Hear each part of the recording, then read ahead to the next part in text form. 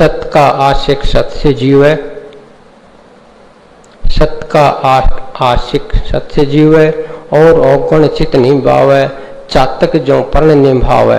एक चातक होता है पक्षी, वो वैसे तो आदमी को कहा है, जागृत आदमी का ही नाम चातक है, जो चेत गया वही चातक है, समझे ना। जो चेत गया, जो होश में आ गया वही चातक है। वो कहते हैं चातक पक्षी होता है, और वो जो है बाहर का पानी नहीं पीता, जोड़ का, तालाब का, दरिया का, समुद्र का। वो चातक का पक्षी होता है, वो बाहर का पानी नहीं पीता है, क्योंकि वो गंदला होता है। वो गाधला पानी नहीं पीता, वो ऊपर का पानी पीता हमेशा, बारिश का, संवाती नक्षत्र का। संवाती नक्षत्र का जो पानी बरसता है वो सिर्फ वही पीता है। संवाती का अर्थ पता है क्या है? आत्मा है। स्वाति का अर्थ आत्मा है। स्वाति नक्षत्र का पानी एक शुभ घड़ी का पवित्र भंडार का पानी जब आता है तो उसको पीता है, प्रेम रूप को, विवेक रूप को, शांति स्वरूप को, उसको पीता है, उसको हजम करता है। वो आत्मा की ओर से आता है, उसी को ग्रहण करता है। संसार की ओर से आता है, उसको ग्रहण नहीं करता है। तो पक्षी क्या कहने लगे अपने पिता को कि पिताजी मैं तो यात्रा करने जाऊंगा।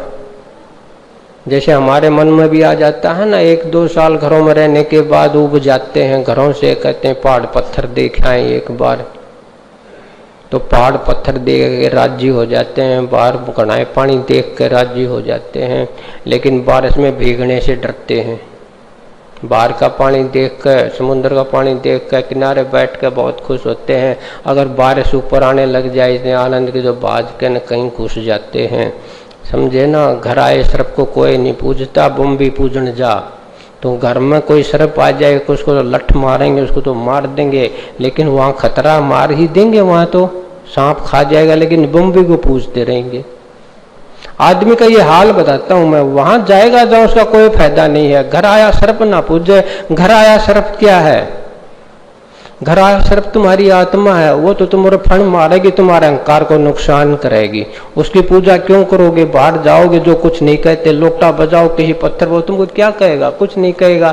कोई आदेश देवे ना कुछ करने को कहो, है तुम्हारी मर्जी है, जैसे सोचो सोच लो। लेकिन आत्मा जो तुम्हारी जागृत है, तुम्हारे घर के अंदर सर्प बैठा है, उसको नहीं पूज सकते, उसका पालन नहीं कर सकते। तो चातक पक्षी कहने लगा अपने पिता से कि पिताजी मैं यात्रा करने के लिए जाता हूँ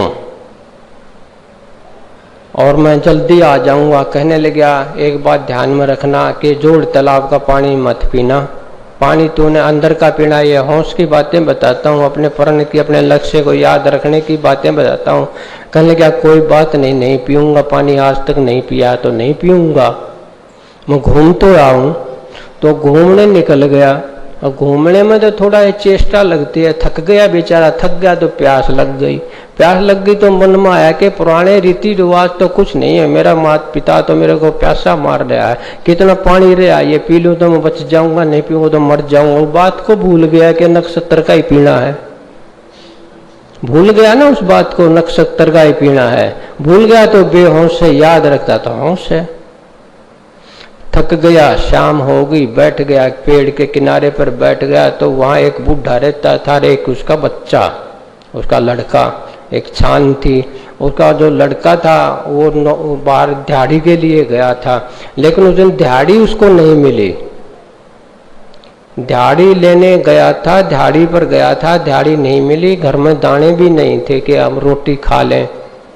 तो आकर के वापस आ गया, ऊपर बैठा बैठा पक्षी देख रहा था। जो लड़का जिसको दिहाड़ी नहीं मिली थी, वो एक मोहरों का थैला ले आवे, सुनने की मोहरा का। कोई व्यापारी छोड़ गया, भूल गया रास्ते में, तो उसने उठा लिया, वो अपने पिता के पास ले आया कि पिताजी लो ये सोने की मोहरों की जो है थैली है, ये रख लो, दिहाड़ी तो आज मिली नहीं। तो कहना रख दे बेटा, दाने तो खाने को भी नहीं है, तो मोहर को तो रख दे, कोई आएगा तो कल ले जाएगा। वो ऊपर सुन रहा था कि देखो खाने को तो दाने नहीं है और मोहरों की थैली लिए बैठे हैं, ये अपने पर्ण पर डटे हुए हैं, और मैं देखो गंदा पानी पीने के लिए राजी हो रहा हूँ। वो होश में आ गया इस घटना से ये घटना यहाँ भी घटती है कि सत्संग में आने से तुम्हें अपनी बात याद आ जाती है अगर भूल गए हो तो। जैसे उसने पानी जो पीना था ना उसको भूल गया था, ऐसे ही सत्संग में आने से तुम्हें जो अच्छे लक्ष्य हैं वो याद आ जाते हैं अगर भूल जाते हो तो। जैसे बुढ़े के और लड़के की संगत माने से उसको अपना वचन याद आ गया तो उनकी बात सुन के उसने भी नहीं लिया, वो पानी जो लेट जोड़ का था पीना वो छोड़ दिया और वो व्यापारी आया तो उसको यूं कि तो वो थैली दे दी। ऐसा कर सकते हो? लालच आ जाएगा, बेहोश तो थैली को दबा के बैठ जाएगा, कोई आएगा तो झूठ बोल देगा यहाँ कोई थैली वाली नहीं है। दाढ़ी करने का क्या मतलब है? जो कमाई में सुख मिलता है वो इस तरह की थैली से नहीं मिल सकता। वो बाहर जाएगा, बाहर की चीज है, कुछ कुछ लेके जाएगा, जो पहले तुम्हारे पास हो उसको भी ले करके जाएगा। तो अपना प्रण निभाओ भाई, ऐसा ही निभाओ, अपने लक्ष्य को याद रखो। बोलने के चांस हैं, बोलने के चांस हैं, इसलिए सत्संग भी सुन लिया करो, तुम्हें याद आता रहेगा। और एक दिन तुम पक जाओगे, फिर तुम नहीं भूलोगे। फिर सत्संग में ना आओ तो कोई हानि नहीं है, फिर नहीं आओ तो कोई हानि नहीं है।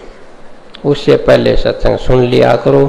आपका हाल कच्चा है, अपने आप को पक्का बनाने के लिए, अपनी समझ को जगाने के लिए सत्संग सुन लिया करो। एक रस रहे सच्चेतन में, धाम वाका अपने आत्म में, और कर्म नरलेप सब कर जावे।